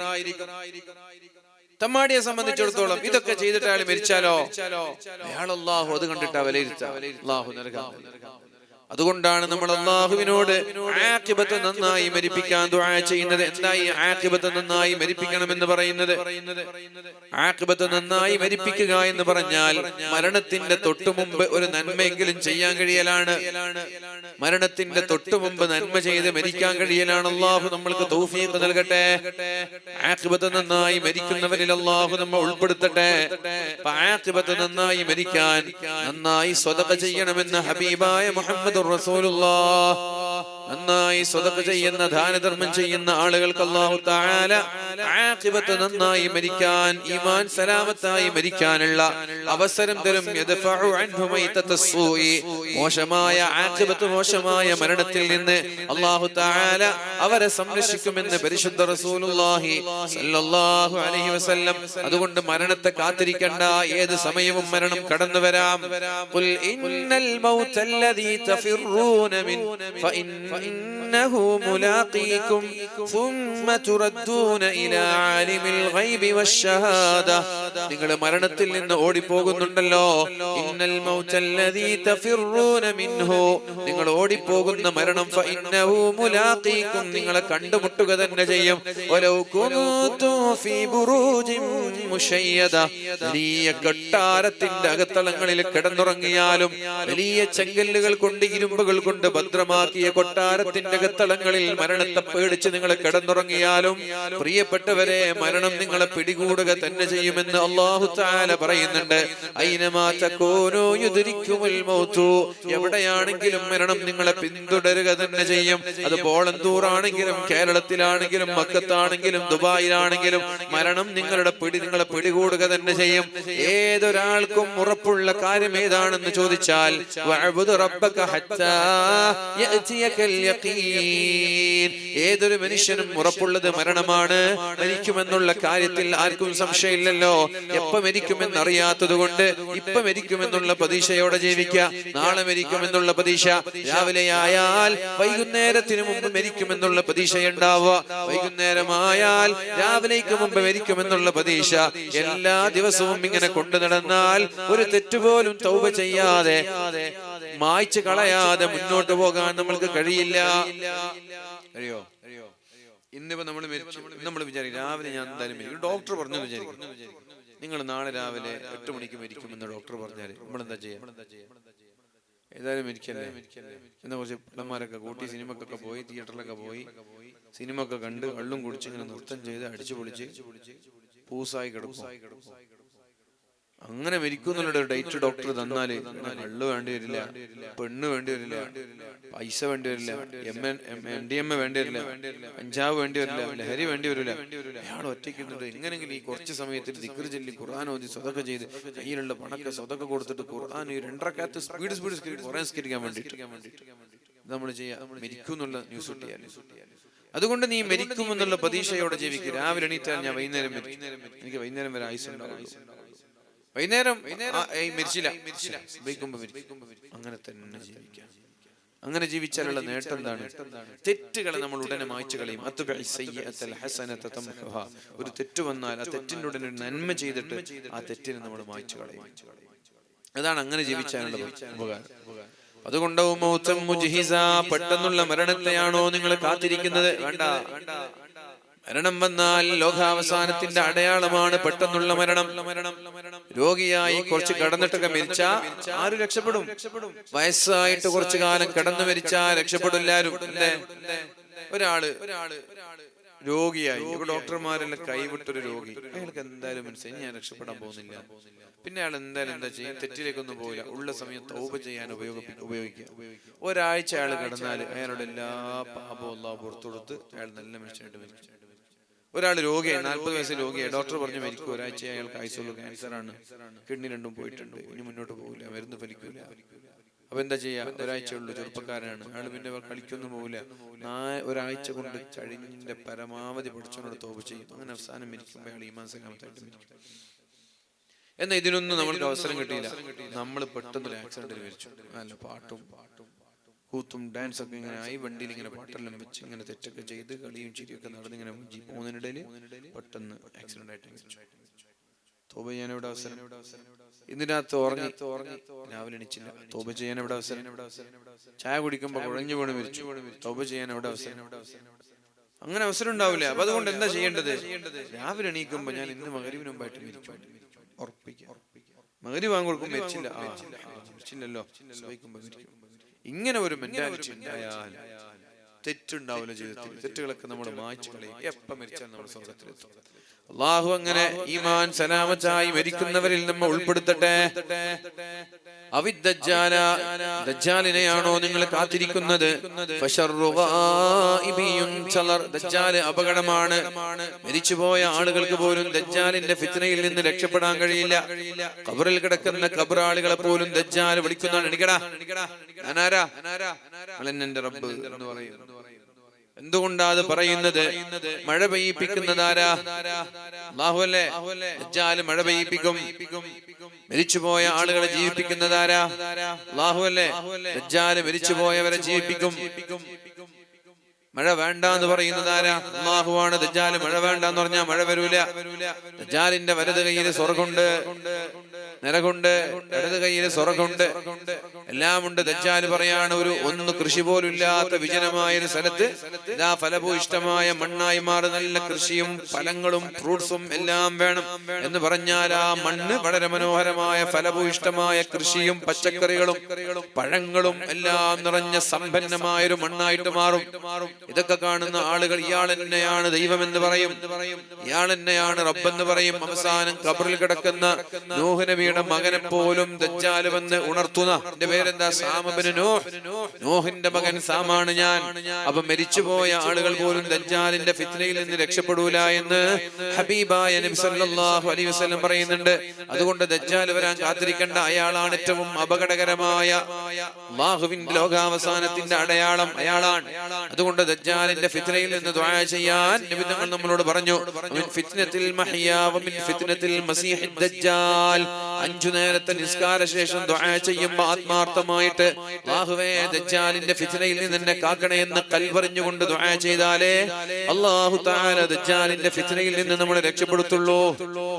പണം വേണമെന്ന് പറയുമ്പോ പണം, സ്വർണത്തിന്റെ മലവ എന്ന് പറയുമ്പോ ഭൂമി ലോകത്തിൽ നിന്ന്, ഭൂമിയുടെ അടിയിൽ നിന്ന് സ്വർണങ്ങൾ ഇങ്ങനെ ഉറവ പൊട്ടുന്നത് പോലെ, വെള്ളത്തിന്റെ ഉറവ പൊട്ടുന്നത് പോലെ സ്വർണങ്ങൾ ഇങ്ങനെ ഉറവ പൊട്ടി വരും. എന്താണോ ദജ്ജാൽ പറയുന്നത് അതൊക്കെ അവിടെ സംഭവിക്കും. അപ്പൊ ദജ്ജാൽ അല്ലാഹു ആണെന്ന് പലരും വിശ്വസിക്കും, ഈമാനില്ലാത്തവർ. അല്ലാഹു നമ്മളെയൊക്കെ രക്ഷപ്പെടുത്തട്ടെ. അല്ലെങ്കിൽ ലോകാവസാനത്തെയാണോ നിങ്ങൾ കാത്തിരിക്കുന്നത്?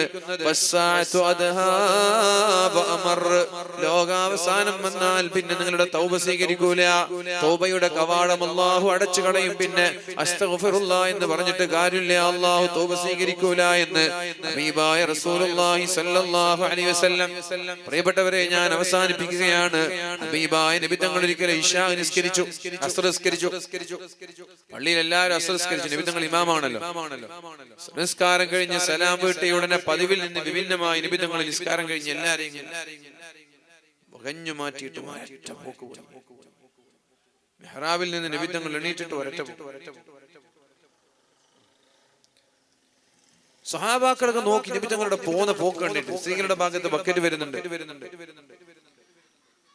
നബി തങ്ങള് അസർ നിസ്കാരം കഴിഞ്ഞ് സലാം വീട്ടി ഒന്നും മിണ്ടാതെ സഹാബാക്കളുടെ പെരടിക്ക് ഇങ്ങോട്ട് മാറ്റിട്ട് ഒരൊറ്റ പോകും. സഹാബാക്കൾ ഇങ്ങനെ നോക്കിയെടുത്തു. എന്താണ് അത്ഭുതം? എല്ലാവരും ഇങ്ങനെ കണ്ണും വീഴ്ചി വെപ്രാളത്തിൽ ഇങ്ങനെ നിൽക്കുകയാണ്. എന്തോ ഒന്ന് സംഭവിച്ചിട്ടുണ്ട്. ഒന്നുകിൽ വഹി ഇറങ്ങിയിട്ടുണ്ട്, അല്ലെങ്കിൽ എന്തോ പേടിപ്പെടുത്തുന്ന കാര്യം ഉണ്ടായിട്ടുണ്ട്. എല്ലാവരും ഇങ്ങനെ നിശബ്ദരായി നോക്കിയ സ്ഥലത്ത് ഇങ്ങനെ നോക്കി ബാക്കിയായി. എവിടെ നബി തങ്ങൾ പോയത്? എന്തിനാ ഇത്ര വേഗത്തിൽ പോയത്? സലാം വിട്ടൊന്ന് ദിക്ർ ചൊല്ലാൻ പോലും ഇരുന്നില്ലല്ലോ.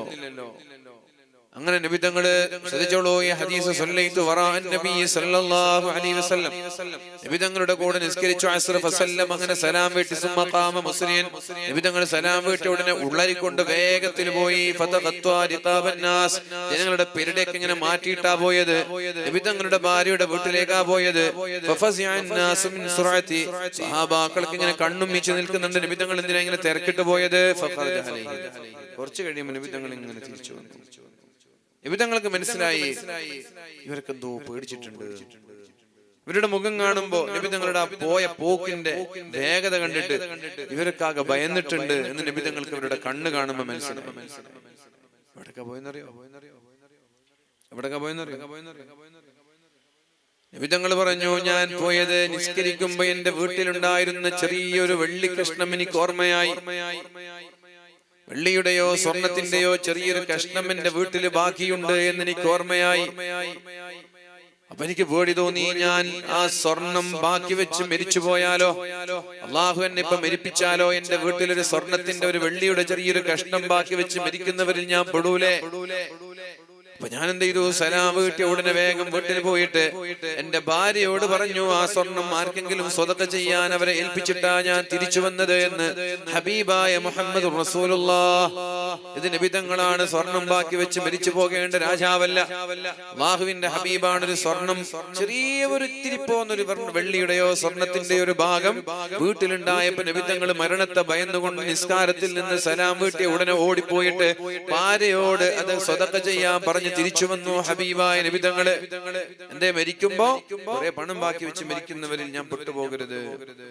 സഹോദരിമാരെ, നമ്മുടെ കയ്യിലുള്ള സ്വർണ്ണാഭരണങ്ങള്, ചെറുപ്പക്കാരെ, സഹോദരങ്ങളെ, നമ്മളൊക്കെ ഉണ്ടാക്കി വെച്ച പണങ്ങള്, നമ്മുടെ സ്ഥലങ്ങള്, നമ്മുടെ സമ്പാദ്യങ്ങള് നമ്മൾക്ക് എപ്പോഴെങ്കിലും ഓർമ്മ വരുന്നുണ്ടോ? ഇതൊക്കെ ഞാൻ ബാക്കി വെച്ച് മരിച്ചു പോയാലോ, അങ്ങനെ ഒരു ചിന്ത ആർക്കെങ്കിലും വരുന്നുണ്ടോ? 50 പവനുള്ള ഒരു സഹോദരി പോലും അതിൽ നിന്ന് ഒരു പവൻ പോലും അള്ളാന്റെ പള്ളിക്ക് കൊടുക്കണം എന്ന് പറഞ്ഞാൽ കൊടുക്കാൻ തയ്യാറല്ല. 50 പവനിൽ നിന്നൊരു പവൻ എന്ന് പറഞ്ഞാൽ ഈ മരത്തിൽ നിന്നൊരു ഇല വീഴുന്നത് പോലെയാണ്. ഈ മരത്തിൽ നിന്ന് ഒരു ഇല വീണ മരത്തിന് എന്താ നഷ്ടം ഉണ്ടാവുക? 100 പവനും 50 പവനൊക്കെ ഉള്ള ഒരാളിൽ നിന്നൊരു പവൻ പോയാൽ 49 അവിടെ ബാക്കിയുണ്ട്. ഈ 49 അവരെപ്പോഴും ധരിച്ചു നടക്കുന്നവരല്ല, അതിങ്ങനെ അലമാരയിൽ ലോക്കറിലൊക്കെ വെച്ച് നടക്കുക. പിന്നെ അവര് മരിക്കുമ്പോ മക്കൾ അടിപിടി കൂടും എന്നല്ലാതെ ഇവർക്ക് അതുകൊണ്ട് വലിയ ഉപകാരം ഉണ്ടാവില്ല. എന്നിട്ട് പോലും അള്ളാഹുവിന്റെ ദീനിന് വേണ്ടി കൊടുക്കണമെന്ന് പറയുമ്പോ കൊടുക്കാൻ നമ്മൾക്ക് ഓർമ്മ ഉണ്ടാവാറില്ല. നബി തങ്ങൾ തന്റെ വീട്ടിൽ എവിടെന്നോ എങ്ങനെയോ കിട്ടിയ സ്വർണത്തിന്റെ ചെറിയൊരു കഷ്ണം ബാക്കിയുണ്ട് എന്നറിഞ്ഞപ്പോ മരിക്കുമോ എന്ന ഭയം കാരണം ദുആ ചെയ്യാൻ പോലും നിൽക്കാതെ സ്വഹാബാക്കളുടെ ഇടയിലൂടെ ഓടിപ്പോയി അത് സ്വതക്ക ചെയ്യാൻ ഏൽപ്പിക്കുകയാണ്. ഇതാണ് പ്രിയപ്പെട്ടവരെ, നന്മയിലേക്ക് ഉളരുക എന്ന് പറഞ്ഞാൽ, നന്മ ചെയ്യാൻ മത്സരിക്കുക എന്ന് പറഞ്ഞാൽ നാളെയാവാം എന്നല്ല, ഉടനെ തന്നെ വേഗം ഉളരണമെന്നാണ് ഹബീബായ നബി തങ്ങൾ പറയുന്നത്. ഉളരണം, പെട്ടെന്നാവണമെന്നാണ് ഹബീബായ നബി തങ്ങൾ പറയുന്നത്. അതുകൊണ്ട് പ്രിയപ്പെട്ടവരെ, റസൂലുള്ളാഹി സ്വല്ലല്ലാഹു അലൈഹി വസല്ലമ തങ്ങൾ പറഞ്ഞതുപോലെ നമ്മുടെ ജീവിതത്തിലും നന്മ ചെയ്യാൻ നമ്മൾ പെട്ടെന്ന് ഉളരണം, വൈകരുത്. എന്നിട്ട് നബി തങ്ങൾ വഫാത്താകുമ്പോൾ അള്ളാഹുവിന്റെ ഹബീബിന്റെ പടയെങ്കി പോലും ഒരു ജൂതന്റെ കയ്യിലാണ്, ലോണിലാണ്. നമ്മുടെ ബാങ്കിലെ ലോണല്ലത്. വീട്ടുകാർക്ക് ഭക്ഷണം നൽകാൻ ഭക്ഷണമില്ലാതെ നബി തങ്ങൾ എന്ത് ചെയ്തു എന്നറിയോ? ജൂതന്റെ അടുത്ത് പോയി കുറച്ച് ഗോതമ്പ് തരുമോ, കുറച്ച് ഗോതമ്പ് വേണം, പൈസ ഉണ്ടോ? ഇല്ല. എന്റെ ഒരു പടയെങ്കി ഉണ്ട്, യുദ്ധത്തിലേക്ക് പോകുമ്പോ ഞാൻ ധരിക്കുന്ന ഒരു പടയെങ്കി, നല്ല വില ഉണ്ടാവും, അത് തൽക്കാലം നീ വെച്ചോ, ഞാൻ ഈ ഗോതമ്പ് തിരിച്ചു തരുമ്പോൾ എനിക്ക് തന്നാ മതി, അല്ലെങ്കിൽ ഞാൻ തന്നില്ലേ എന്നെ വെച്ചോ. നബി തങ്ങളുടെ പടയെങ്കി ജൂതന് കൊടുത്തു. ജൂതൻ കുറച്ച് ഗോതമ്പ്, ആ ഗോതമ്പ് ഭാര്യയ്ക്കും മക്കൾക്കൊക്കെ തിന്നാൻ കൊടുത്തു. നബി തങ്ങള് ആ ഗോതമ്പ് കഴിച്ചു. പിന്നെ ആ പടയെങ്കി വാങ്ങാൻ നബി തങ്ങളുടെ കയ്യിൽ പണമില്ല. നബി തങ്ങൾ അങ്ങനെ വഫാത്തായി പോയി. ധരിച്ചിരുന്ന വസ്ത്രം പോലും ജൂതന് കൊടുത്തിട്ട് ഹബീബായ നബി തങ്ങൾ വഫാത്തായി. ഒരു നയാ പൈസ അനന്തരമായി ബാക്കി വെക്കാതെ. അല്ലാഹുവിന്റെ ഹബീബ് പഠിപ്പിച്ച ശൈലി ഇങ്ങനെയാണ് പ്രിയപ്പെട്ടവരെ. നമ്മളൊക്കെ നാളേക്ക് വേണ്ടി എടുത്തു വെക്കാണ്. ഞാൻ പറഞ്ഞു, ഇന്ന് വൈകുന്നേരം, ഇന്ന് രാത്രി ഇശാ നിസ്കാരത്തിന്റെ ശേഷം കഴിക്കാനുള്ള ഭക്ഷണം നമ്മുടെ കയ്യിലുണ്ടെങ്കിൽ നമ്മൾ കോടീശ്വരനാണെന്നാണ് അല്ലാഹുവിന്റെ ഹബീബായ നബി തങ്ങൾ പറഞ്ഞത്. നമ്മൾ വലിയ മുതലാളി എന്നാ പറഞ്ഞു. എന്നിട്ട് നമ്മൾ ഒരു മാസം അല്ല, ഒരു കൊല്ലത്തേക്കുള്ള ഫുഡ് ഉണ്ടായാലും നമ്മൾ പറയും നമ്മൾ ദരിദ്രരാണ്. അതുകൊണ്ട് പരിശുദ്ധ റമദാനാണ് വരുന്നത്. ആ റമദാൻ വരുന്നതിന് മുമ്പ് നമ്മൾ നന്നായി തയ്യാറാവുക. എല്ലാവരും ഒരുങ്ങ. 21 ദിവസം നിങ്ങൾ കഷ്ടപ്പെട്ടിട്ട് ഞാൻ പറഞ്ഞ ഈ ഡെയിലി റൂട്ടിൽ നിങ്ങൾ തുടർന്നാൽ റമദാനാകുമ്പോ ഒരുപാട് അമല് ചെയ്യാൻ പറ്റും. പിന്നെ ക്ഷീണം ഉണ്ടാവില്ല, പിന്നെ ഒരു പുതുമ ഉണ്ടാവില്ല, അമലിന്റെ ഒരു പുതുമ, ഒരു ഫ്രഷ്നെസ് അങ്ങനെയൊന്നും ഉണ്ടാവില്ല.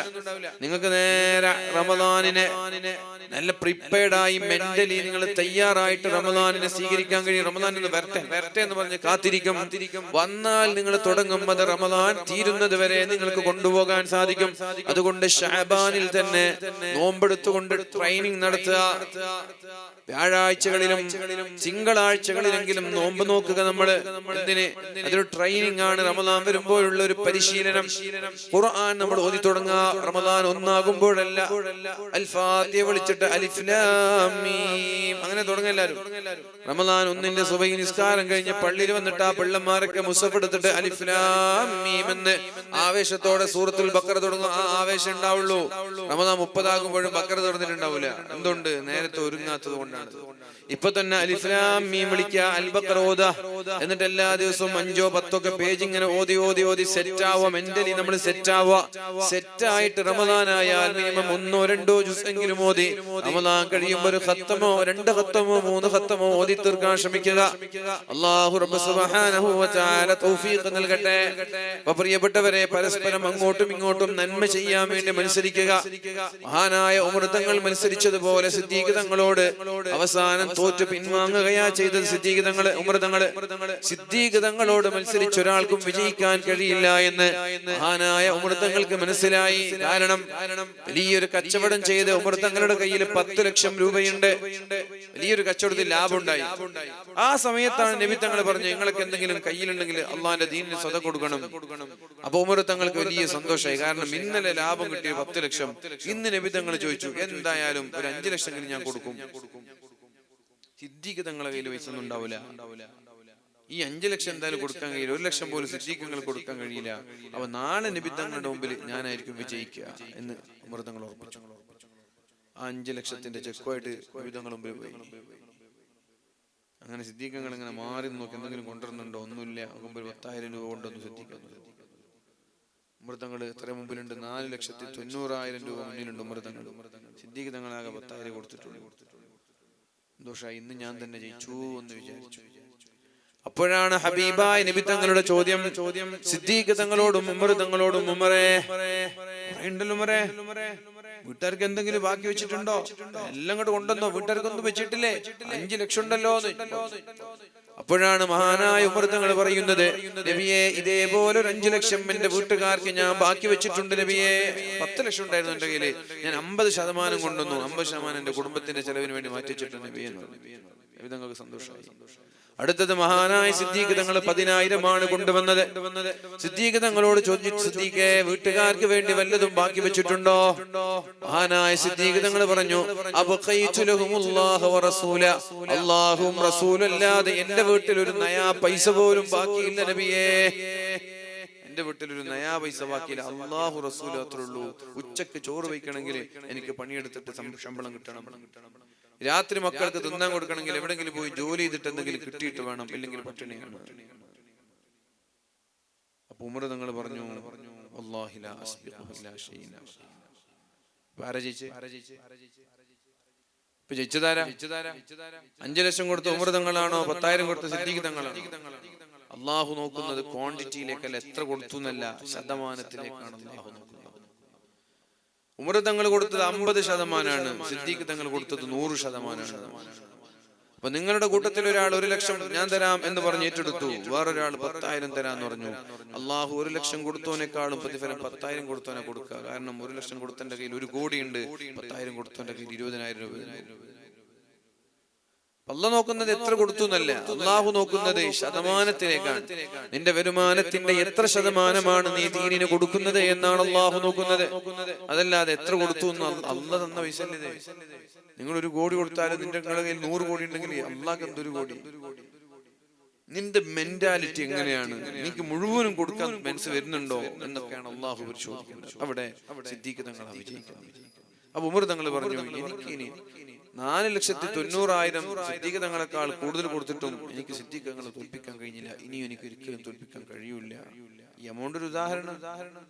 അതുകൊണ്ട് പ്രിയപ്പെട്ടവരെ, നന്മയുടെ വിഷയത്തിൽ അങ്ങോട്ടും ഇങ്ങോട്ടും മത്സരിക്കാൻ. നീ 1 ഖത്തോദിയായി, ഞാൻ 2 ഖത്തോദി. നീ 2 ഓതിയാ, ഞാൻ 3 ഓതും. നീ 3 ഓതിയാ, ഞാൻ 4 ഓതും. അങ്ങനെ മത്സരിക്കണം. തഹജ്ജുദ് നീ 2 സ്കരിച്ചാൽ ഞാൻ 4 സ്കരിക്കും. വിത്ർ നീ 3 സ്കരിച്ചാൽ ഞാൻ 5 സ്കരിക്കും. അങ്ങനെ മത്സരിക്കണം. നന്മയുടെ വിഷയത്തിൽ നമ്മൾ മത്സരിക്കണം.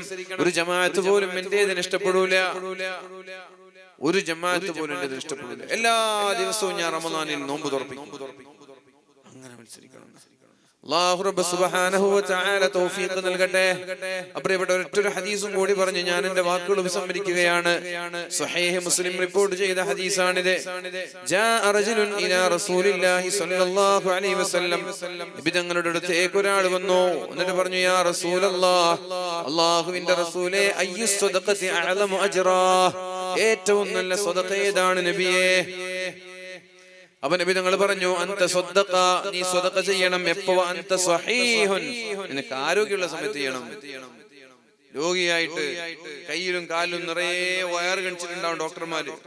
ഓക്സിജന്റേത് വേറെ, ജ്യൂസിന്റേത് വേറെ, തടിക്ക് കയറ്റുന്ന മരുന്ന് വേറെ, ഫാറ്റൊക്കെ കൊടുക്കുന്ന ഭക്ഷണം വേറെ, അങ്ങനെ പല പല പിന്നെ ടൂളുകളും വയറുകളും നമ്മുടെ ശരീരത്തിൽ കിണിച്ചിരിക്കുന്നു. ഗ്ലൂക്കോസിന്റേത് വേറെ. ആ സമയത്ത് നീ പറയാണ്, എന്റെ പണം 4 പള്ളി കൊടുക്കണം കേട്ടോ, എന്റെ ഷെൽഫിൽ ഒരു 10 പവനുണ്ട്, അത് നീ പിന്നെ 4 സ്ഥാപനത്തിന് കൊടുക്കണം, പിന്നെ എന്റെ 4 വരുമാന മാർഗത്തിൽ നിന്ന് ഒരു വിഹിതം അത് മദ്രസയിലേക്ക് കൊടുക്കണം എന്നിങ്ങനെ നീ പറയും. നബിതങ്ങൾ പറയാണ്, നീ പറയണ്ട, നീ അത് പറയണ്ട. നീ ആ ബെഡിലേക്ക്, ഹോസ്പിറ്റലിൽ ICUവിലേക്ക് കയറുമ്പോഴേക്കും അത് നിന്റെ പണമില്ലാതായിട്ട് മാറിയിട്ടുണ്ട്. ഇന്നാലിന്നാൾക്ക് ഇത്ര, പള്ളിക്ക് ഇത്ര, മദ്രസയ്ക്ക് ഇത്ര എന്ന് നീ പറയണ്ട. നീ പറയുന്നതിന് മുമ്പേ അത് നിന്റെ മക്കളുടെ സമ്പാദ്യമായി മാറിയിട്ടുണ്ട്. അപ്പൊ രോഗിയായി മരിക്കാൻ കിടക്കുമ്പോ എന്റെ 10 പവൻ കൊടുക്കണം, നിന്റേതല്ല, നിന്റെ മക്കളുടേതായി മാറിയിട്ടുണ്ട്. നീ മരിക്കാനുള്ള എല്ലാ സംവിധാനവുമായിട്ട് ഇങ്ങനെ ബെഡിൽ കിടക്കണം. ഇനി ഒരിക്കലും എണീക്കൂല, ഉണരൂല എന്ന് വീട്ടുകാർക്കും അറിയാവോ, ഡോക്ടറിനും അറിയാം, നിനക്കും അറിയാം. അപ്പൊ അല്ല നീ കൊടുക്കേണ്ടത്. അപ്പൊ കൊടുക്കുമ്പോ നിന്റെതല്ലാതായി മാറിയിട്ടുണ്ട്. നീ എപ്പോഴാ കൊടുക്കേണ്ടത്? ഇപ്പൊ നിനക്ക് ആരോഗ്യമുണ്ടെങ്കിൽ ഇപ്പൊ കൊടുക്കണം. ഒരുപാട് പാവങ്ങളുണ്ട് നമ്മുടെ നാടുകളില്, കടങ്ങളുള്ളവരുണ്ട് നമ്മുടെ കുടുംബങ്ങളില്. പ്രിയപ്പെട്ടവരെ, അയൽവാസികളിൽ, ചങ്ങാതിമാരിൽ, നാട്ടുകാരിൽ അത്തരം ആളുകൾക്ക് സാമ്പത്തികമായി നമ്മൾ സഹായിക്കുക, കടമുള്ളവരെ സഹായിക്കുക, രോഗികൾക്ക് മരുന്ന് വാങ്ങിച്ചു കൊടുക്കാനുള്ള സഹായം നൽകുക, വീടില്ലാത്തവർക്ക് വീട് വെക്കാനുള്ള സഹായം നൽകുക, അങ്ങനെ പട്ടിണി കിടക്കുന്നവർക്ക് പട്ടിണി മാറ്റാനുള്ള സഹായം നൽകുക. അങ്ങനെ കൊടുക്കുമ്പോ അല്ലാഹു റബ്ബ് സുബ്ഹാനഹു വ തആല കൊടുത്തതിന്റെ ഇരട്ടി ഇരട്ടി നമ്മൾക്ക് തിരിച്ചു തരുമെന്ന് ഹബീബായ മുഹമ്മദുർ റസൂലുള്ളാഹി സ്വല്ലല്ലാഹു അലൈഹി വസല്ലം നബി തങ്ങൾ പറഞ്ഞുലേ, മൻ ഫറജ അൻ മുഅ്മിനിൻ കുർബ, നമ്മൾ മറ്റൊരാളുടെ പ്രയാസം മാറ്റി കൊടുത്താൽ അല്ലാഹു നമ്മുടെ പ്രയാസം ആഖിറത്തിലും മാറ്റും, ദുനിയാവിലും മാറ്റും. ഒരാളുടെ വിഷമം നമ്മൾ മാറ്റിയാൽ, നോക്കൂ നിങ്ങൾ ഹദീസ് നോക്കൂ, ദുനിയാവിൽ രോഗിയായ ഒരു മനുഷ്യന് നമ്മൾ മരുന്ന് വാങ്ങാനുള്ള പണം കൊടുത്താൽ അല്ലാഹു തആല അതുപോലെയുള്ളൊരു രോഗത്തിൽ നിന്ന് നിങ്ങളെ തടയും. ക്യാൻസർ രോഗിയായ ഒരു മനുഷ്യന് 10,000 കൊടുത്ത് മരുന്ന് വാങ്ങിച്ചു എന്ന് പറഞ്ഞാൽ അല്ലാഹു തആല നിങ്ങളെ ക്യാൻസറിൽ നിന്ന് തടയും. കിഡ്നി തകരാറിലായ ഒരാൾക്ക് 5,000 10,000 കൊടുത്തിട്ട് ഇതാ നീ മരുന്ന് വാങ്ങിച്ചോളൂ എന്ന് പറഞ്ഞാൽ അതുപോലെയുള്ള കിഡ്നി രോഗങ്ങളിൽ നിന്ന് അല്ലാഹു നിങ്ങളെ തടയും. അങ്ങനെ ഏത് രോഗങ്ങളാണെങ്കിലും രോഗികളായ ആളുകൾക്ക് സാമ്പത്തികമായ സഹായം നീ ചെയ്യുമ്പോ അതുപോലെയുള്ളൊരു പ്രയാസത്തിൽ നിന്ന് ദുനിയാവിൽ നിന്നും അല്ലാഹു നമ്മളെ തടയും, ആഖിറത്തിൽ നിന്നും നമ്മളെ തടയുമെന്ന് മുഹമ്മദുർ റസൂലുള്ളാഹ്. നീ മറ്റൊരാൾക്ക് വീടെടുക്കാൻ സഹായിച്ചാൽ നിന്റെ വീട് അല്ലാഹു എടുത്തു തരും. പ്രിയപ്പെട്ടവരെ, നീ മറ്റൊരാളെ പഠിപ്പിക്കാൻ സഹായിച്ചാൽ നിന്റെ മക്കളെ 1 രൂപയുടെ ചെലവില്ലാതെ എല്ലാവരും സ്കോളർഷിപ്പിൽ പഠിക്കും. പ്രിയപ്പെട്ടവരെ, നീ മറ്റുള്ളവർക്ക് വസ്ത്രം വാങ്ങിക്കാൻ സഹായിച്ചാൽ നിന്റെ വസ്ത്രങ്ങൾ അല്ലാഹു ഏറ്റെടുക്കും. പ്രിയപ്പെട്ടവരെ, അതുകൊണ്ട് മറ്റുള്ളവരെ സഹായിക്കാനുള്ള ഒരു മെന്റാലിറ്റി നമ്മൾക്കുണ്ടാവുക. അതേപോലെ മറ്റുള്ളവരുടെ രഹസ്യങ്ങൾ നമ്മൾ മറച്ചു വെക്കുക. നമ്മൾ മറ്റൊരാളെ സഹായിക്കുന്ന കാലത്തോളം അല്ലാഹു നമ്മളെ സഹായിച്ചു കൊണ്ടേയിരിക്കുമെന്ന് ഷഫീഉനാ റസൂലുള്ളാഹി സ്വല്ലല്ലാഹു അലൈഹി വസല്ലം സദഖത്തുസ് സിദ്ദി തുത്ഫിഉ ഗളബർ റബ്ബി, വളരെ രഹസ്യമായി സദഖ ചെയ്താൽ, സ്ത്രീകളുടെ ഭാഗത്ത് ബക്കറ്റ് വരുന്നുണ്ട് എന്ന് പറഞ്ഞല്ലോ, ബക്കറ്റുകളാണ് ഒരു മനുഷ്യൻ ഏറ്റവും രഹസ്യമായി സദഖ ചെയ്യാൻ പറ്റുന്ന അവസരം.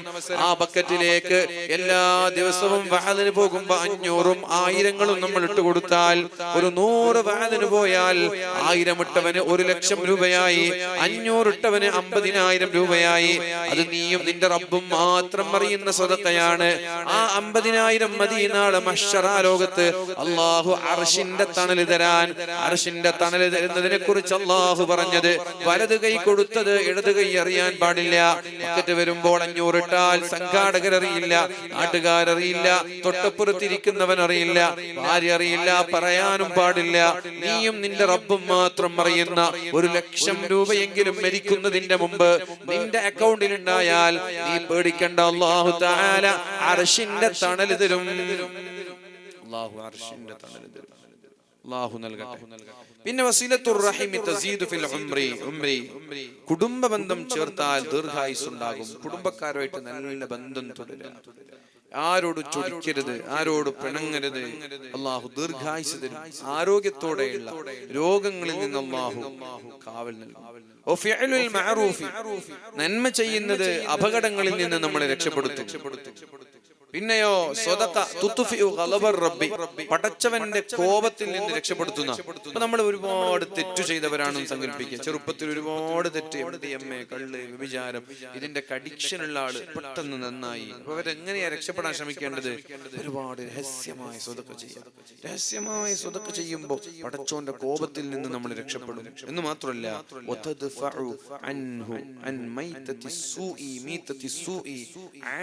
മോശമായ മരണത്തിൽ നിന്ന് രഹസ്യമായ സ്വതക്കകൾ നിങ്ങളെ രക്ഷപ്പെടുത്തുന്ന ഈമാൻ സലാമത്തായി ലാ ഇലാഹ ഇല്ലല്ലാഹ് എന്ന് ചൊല്ലി പുഞ്ചിരിച്ച് മരിക്കാനുള്ള അവസരം അല്ലാഹു നമ്മൾക്ക് നൽകുമെന്നാണ് പ്രിയപ്പെട്ടവരെ ഹബീബായ നബി തങ്ങൾ വ്യത്യസ്തമായ ഹദീസുകളിലൂടെ നമ്മൾക്ക് പറഞ്ഞു തരുന്നത്. ഇൻഷാ അല്ലാഹ്.